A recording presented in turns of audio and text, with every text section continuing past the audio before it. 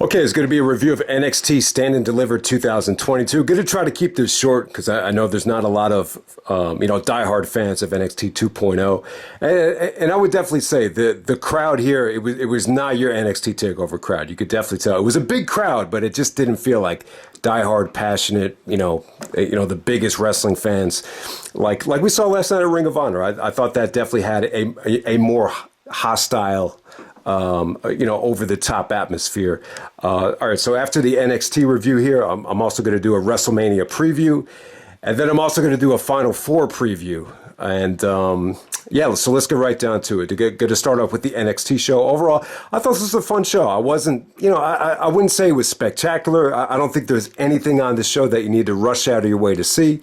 But I did think the main event was pretty unpredictable, though. I mean, I thought this was going to end up being very genetic and more of an extended squash for Bron Breakker, but just the way it was booked, I was actually really surprised by it. I know some people look at the main event and see Dolph Ziggler in it, and, it is what it is. I mean, you look at Ziggler as kind of like a filler opponent, but I actually thought he did a good job tonight. So overall, I would say this is a consistently solid show, but let's get right down to it. We start off the thing with a fatal five-way ladder match for the NXT North American Championship.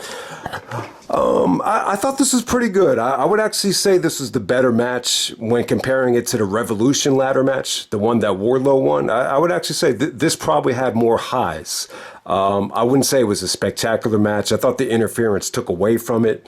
And I just thought, certain guys had better showings than others. So in this match right here, you had Carmelo Hayes as the champion, defending the belt against Cameron Grimes, Santos Escobar. I thought Santos was the MVP of the match. Solo Sikoa, he took the nastiest bump here, and Grayson Waller.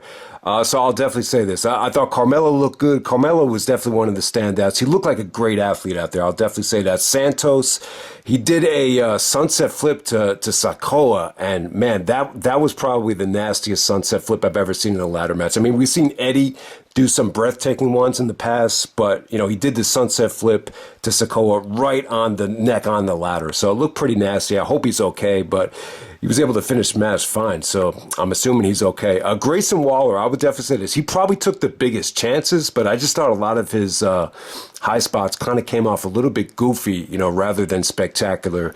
So, yeah, some guys are better than others here. Like I said, I thought the interference was kind of whack. It definitely kind of broke up the momentum. Santos Escobar did some fun stuff. And then Cameron Grimes, Cameron Grimes looked good here, man. He hit the double stomp out of nowhere, actually won the NXT North American Championship. He got very emotional. Yeah, this guy's good, man. They got to really build him up as a main eventer. I really think Breakker needs some guys to feud with down the road, because you can't always go back to guys like Ziggler. So, yeah, pretty good ladder match. I would say this, if it was a Money in the Bank ladder match, people would crap all over this and say it was disappointing, but considering where it was on the card, I thought it was good. It was good, but it wasn't great. I give it like 3.5. Okay, so next up you had Tony D'Angelo taking out Tommaso Ciampa. I thought this could have been booked better. I think this was a situation where you probably should have had Ciampa go over. I think it would have been a better experience if you reward Tommaso for all his hard work and have him get the victory here, and then you could do a heat segment with Tony D'Angelo where he doesn't do the code of honor, and then he could attack Ciampa after the match is over. I thought that would have been the better way to go. It just felt like D'Angelo didn't. It just felt like the fans really didn't buy into him winning. I'll definitely say that. He got a lot of heat though, man. He got a lot of heat. Tony D'Angelo looks like someone that could be a loan shark, or he could be a guy working at a pizzeria, or it looks like he could be working at the Bada Bing, getting beat over with a telephone by Tony Soprano. So he actually got a "Where's my pizza?" chant. So I thought that was really funny. But he was cool. He took out a crowbar. He actually did a DDT on the exposed concrete on the outside, and then he just stomped Tommaso's head in to get the pinfall there. But, Tommaso takes the pin, but then Triple H comes out, and you got a really emotional, send-off for Tommaso with Triple H coming out. So that was cool to see. I never really thought of it, but, Tommaso looked like he could have been Triple H's son. I know Triple H has all daughters, so maybe Tommaso's the closest thing he'll ever have to his son. It definitely felt like that.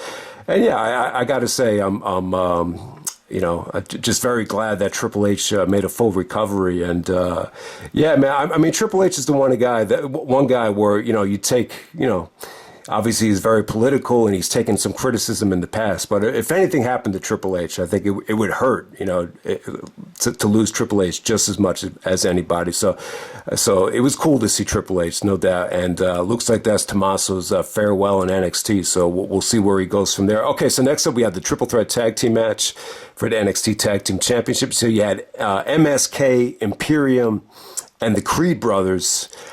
Yeah, man, I thought this was really good while it lasted. It didn't get as much time as the triple threat tag from Revolution. Nowhere near as good as the one from Revolution. I know Jim Cornette crapped on the Revolution match, and he's probably not going to like this match either. Just this match, it just didn't get the type of time to be able to tell a story. But from an athleticism standpoint, I thought all these teams busted their ass. I mean, Imperium hit some really nice double team stuff.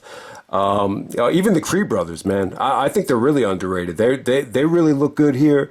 MSK gets the finish with the kind of, it's almost like the gin and juice finisher that Private Party uses.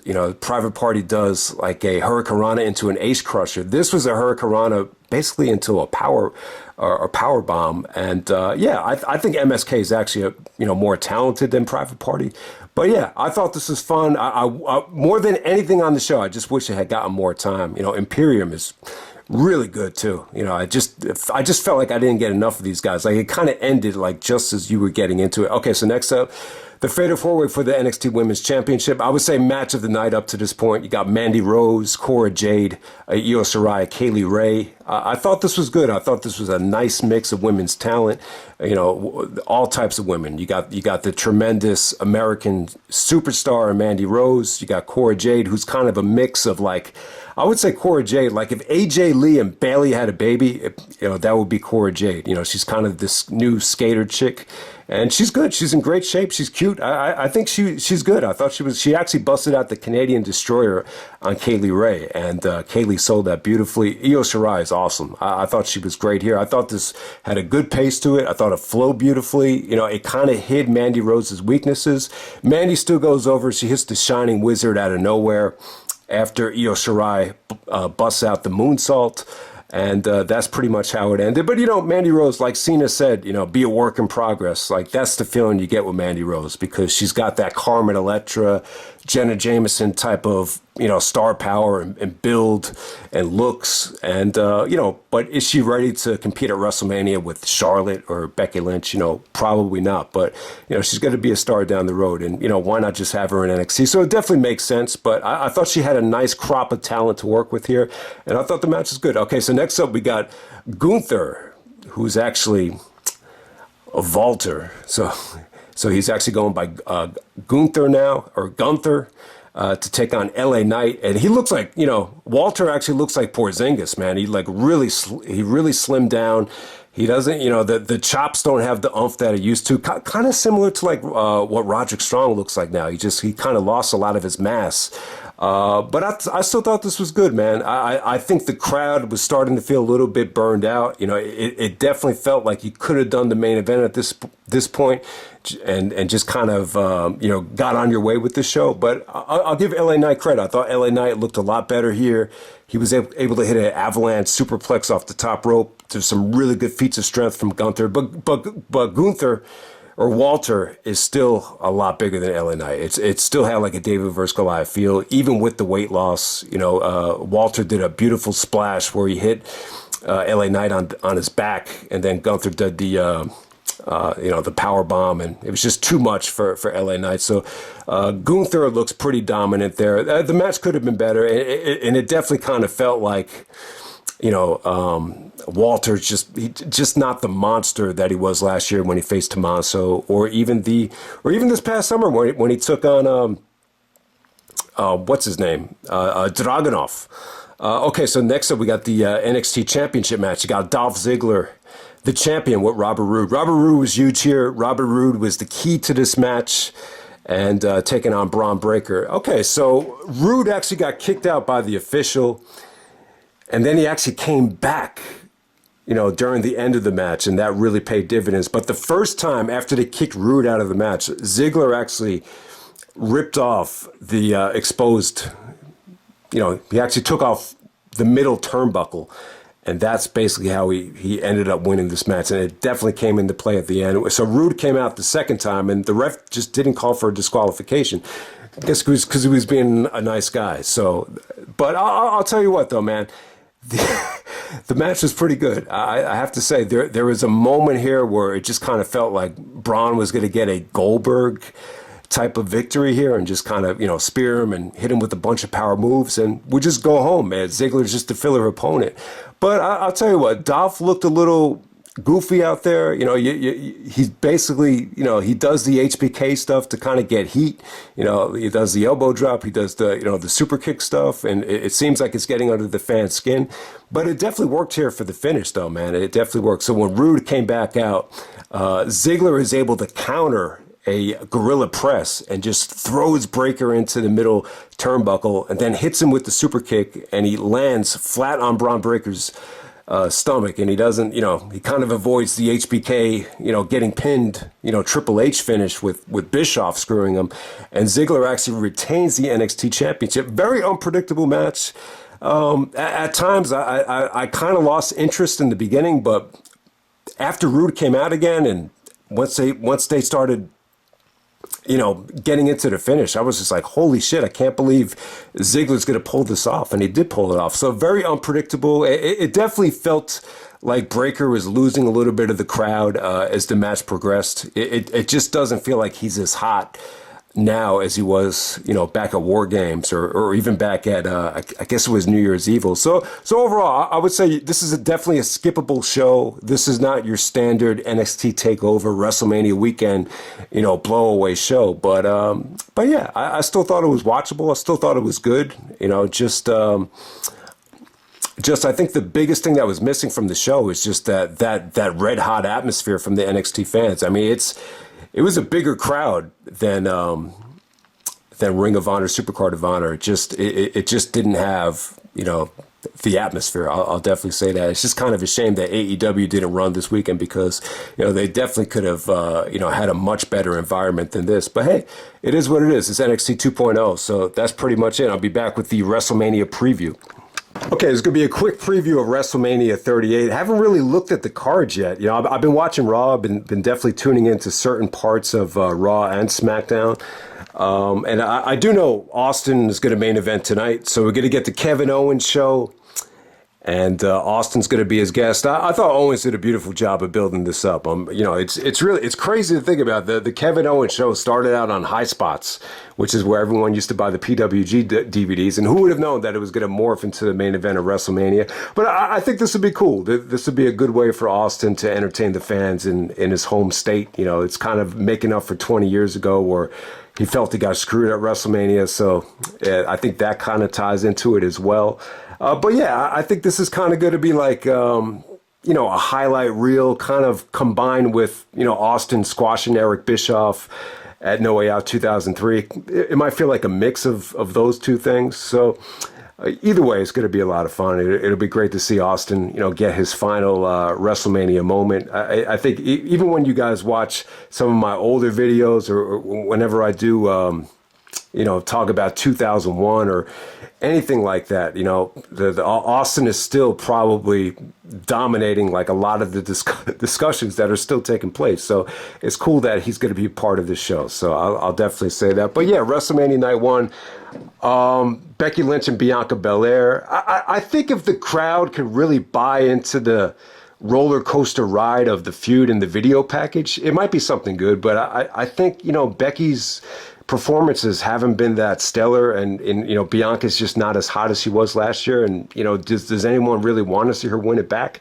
after what's transpired? I don't know, but I'm kind of in favor of having Bianca kind of take stuff into her own hands, and maybe she'd be the one to turn heel. But I don't know. I don't know how this is going to turn out. To be honest with you, I'm not really looking forward to either women's match, but I think if one match has more potential than the other, I'm gonna go with Becky and Bianca, especially based on what Bianca did last year.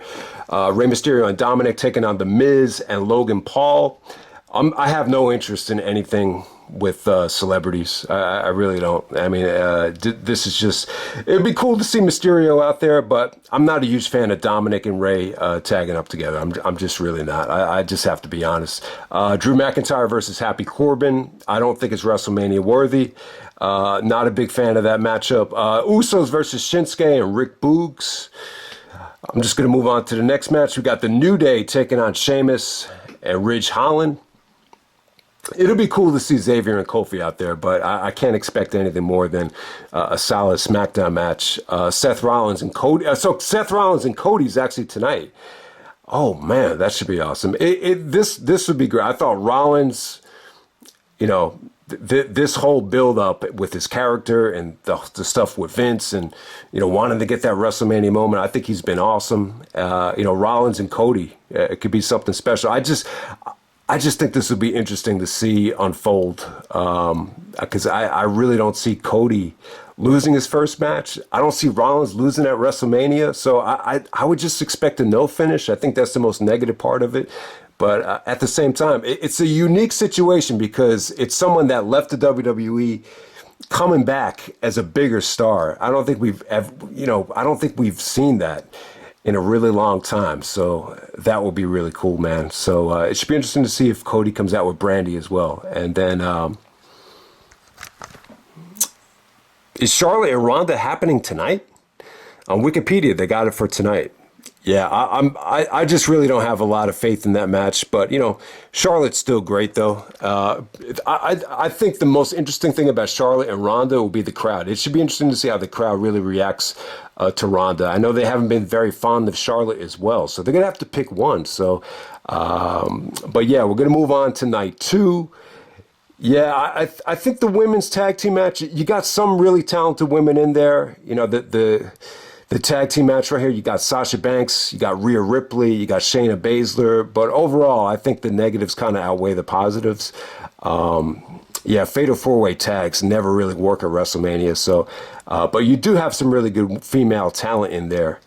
Johnny Knoxville versus Sami Zayn. You got another celebrity match. And then, Pat McAfee and Austin Theory. I'm going to consider that another celebrity match. I'm not a huge fan of Theory. I think Theory has potential. But he's kind of, you heard of his name in Evolve, you heard of him on the Indies, but he just seems like he's a little bit more tailor-made for the mainstream with his look and over-the-top smile. I don't know, man. Pat McAfee, you can't get away from McAfee. I say he's on Mad Dog Radio, he's on SmackDown. You can't get away from this fucking guy. But, Brock likes him. He thinks he has a lot of charisma. So if Brock Lesnar likes you, yeah, you're doing something right. And obviously he's making a ton of money with the podcast and the radio show. And, I'm sure this will do very well right here from a crowd reaction standpoint. But, I'm just not looking forward to it. RK Bro, the Street Profits, and Alpha Academy. They had a really good triple threat on Raw a couple weeks ago, but this isn't the exact same thing. I think Owens and Rollins were in that match. The match went like a whole hour. So if it's anything like the match on Raw, it should be really good. But, I think this will be good as long as it gets time. I think if it gets time, if they rush into another springboard RKO finish, it's gonna feel like a Raw match. But I just hope it gets pay-per-view type of time. I think if it gets 25 minutes around that time, I think it'd be really dope. Edge versus AJ Styles, definitely going to be the match of the weekend. I think AJ is back. AJ's definitely got that eye of the tiger back. Edge has been great as a heel. Edge is kind of taking over that Shawn Michaels WrestleMania role right now. You can make the same case for AJ. I know some of AJ's WrestleMania matches have been disappointing in the past, but this is one that really needs to deliver, man. So Edge versus AJ Styles should be really good. Bobby Lashley versus Edge called him Omos, just like I did last year. Yeah, so Bobby Lashley taking on Omos. You know, battle of two big guys. That's really all I could say about it. And Brock Lesnar taking on Roman Reigns, the unification match. It's cool that we never had a unification match at WrestleMania.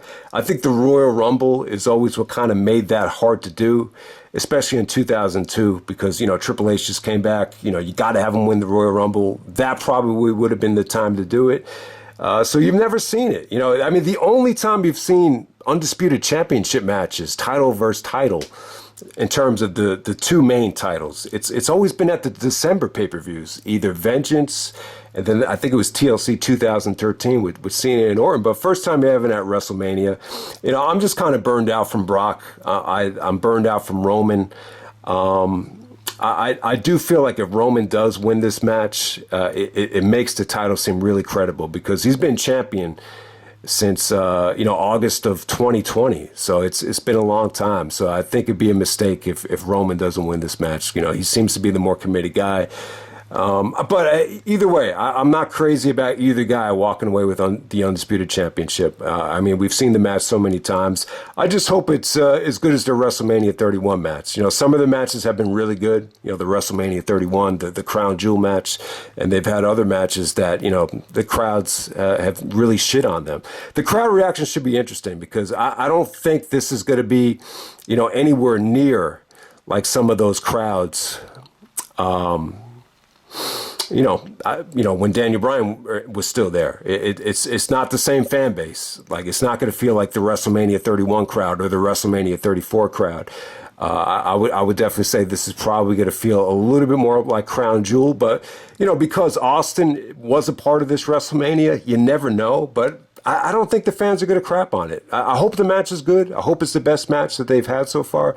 I'm just really not that confident about it. So, yeah, there's very little that looks great here. I would say Edge, AJ. The three matches I'm looking forward to the most. I would definitely say Edge versus AJ. I would say Seth versus Cody, if it is Cody.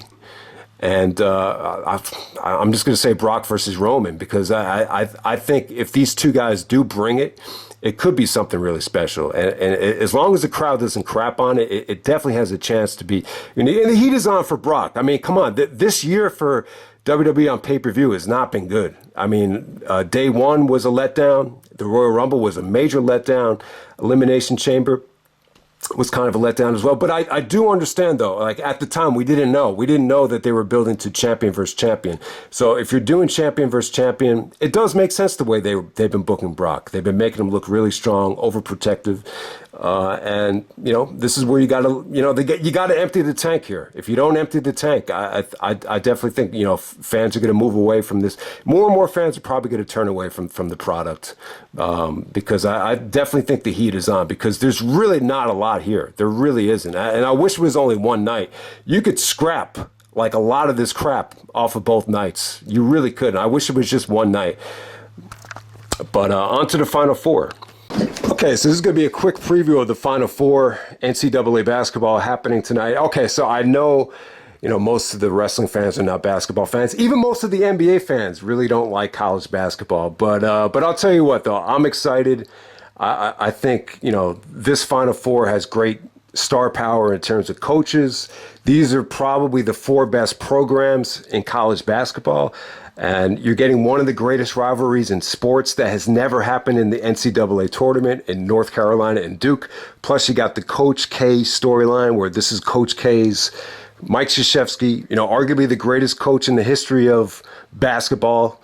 And this might be his last game ever, going against North Carolina. And what makes it really interesting is that North Carolina ruined the party. You know, Duke's last home game, They came in there and they blew him out. It was almost embarrassing. Coach K didn't even want to, give a speech at the end of that night when they honored him. So it was a fascinating situation. Plus, with North Carolina, Hubert Davis is a rookie head coach. So I would definitely say that you would have gotten probably the 4 greatest coaches in college basketball if Roy Williams was still there, but Hubert Davis replaced him. So all right, so let me start with Carolina and Duke, since we talked about it. Yeah, this Duke team is good.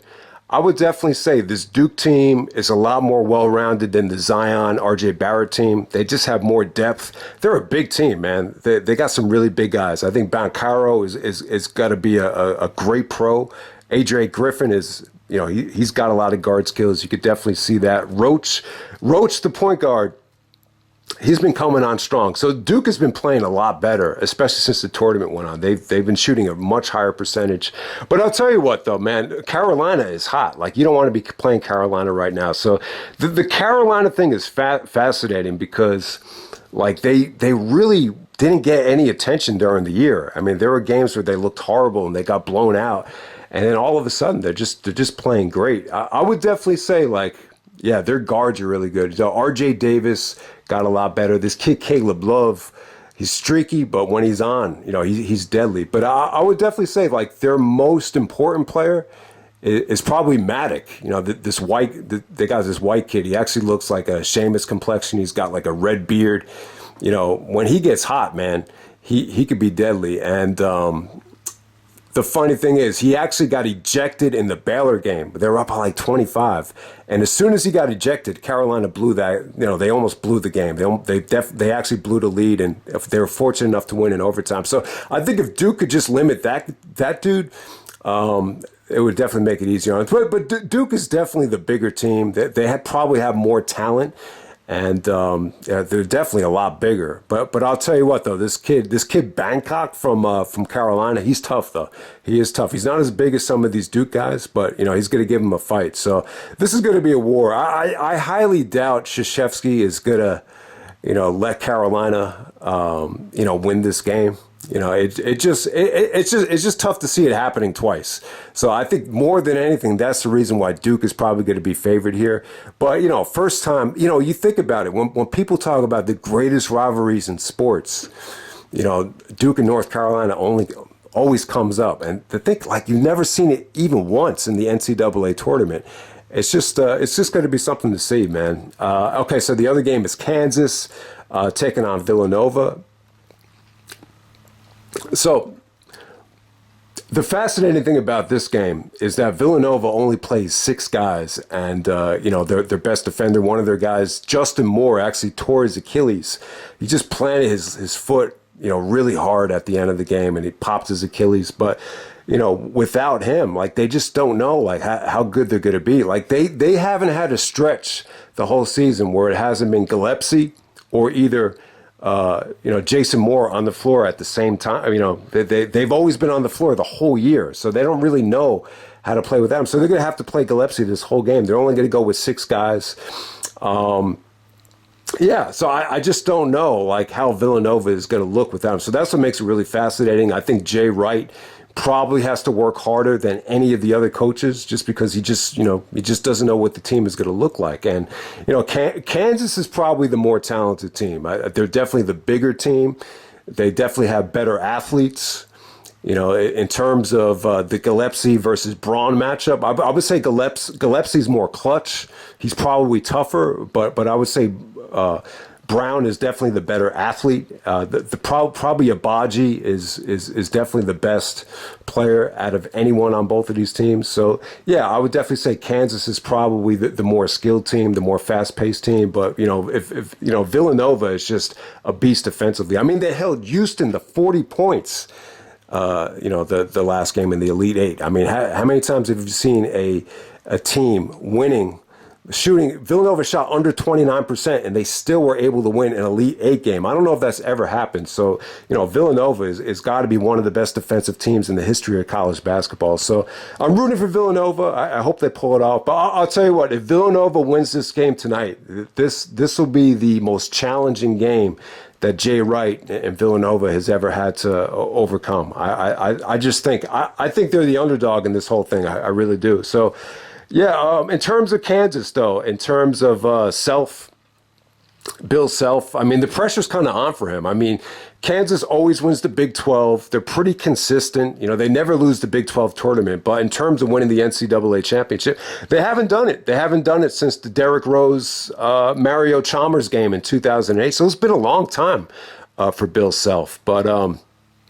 But yeah, I think this will definitely be a fascinating game tonight. It should definitely be interesting. I think as long as Villanova can keep it close, I still say they're the tougher team, and they're definitely more clutch. I think Gillespie's probably the most clutch player in this tournament. So I'm actually rooting for a Duke and Villanova championship game. I think that'll be awesome. So you got the greatest coach in the history of the game going up against the most dominant program during the last decade of Jay Wright and Villanova. So I would love to see it. I think that would be an awesome matchup right there. So, yeah, this Duke team, man, a lot is riding on them. I tell you, man, it's a lot of pressure knowing that if you lose, your coach is gone. It's almost like the Flair situation, going into WrestleMania 24. So, yeah, I think the Final Four will be a lot of fun. So if any of you guys are interested in it, it should be an awesome – it's already been an awesome weekend. You had the ROH show. You had NXT.